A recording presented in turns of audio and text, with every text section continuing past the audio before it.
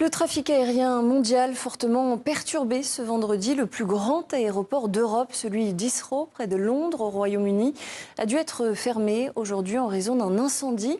Marie Billon, vous êtes en direct de la capitale britannique. L'enquête est désormais entre les mains de la police antiterroriste.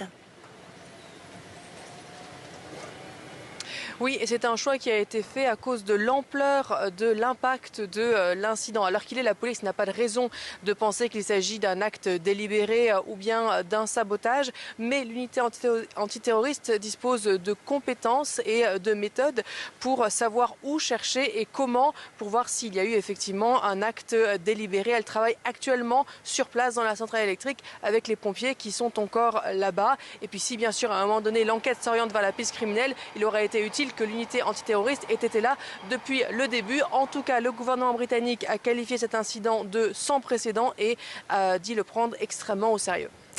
Et de son côté, Marie, le directeur général de l'Association internationale du transport aérien, Willie Walsh, évoque des manquements du côté de l'aéroport d'Heathrow.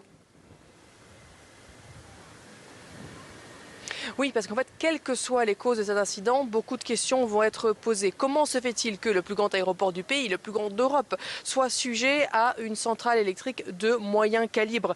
Pourquoi est-ce que les générateurs d'Heathrow, qui apparemment ont fonctionné comme il faut, ne suffisaient pas pour alimenter l'aéroport en entier? Et puis qu'est-ce que ça veut dire aussi sur la vulnérabilité et la fragilité des infrastructures essentielles du pays?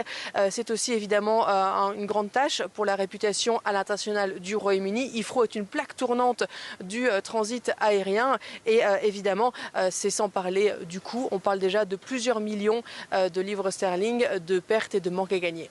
Merci beaucoup Marie Billon en direct de Londres et sachez que l'aéroport d'Heathrow annonce la reprise de certains vols dès ce soir.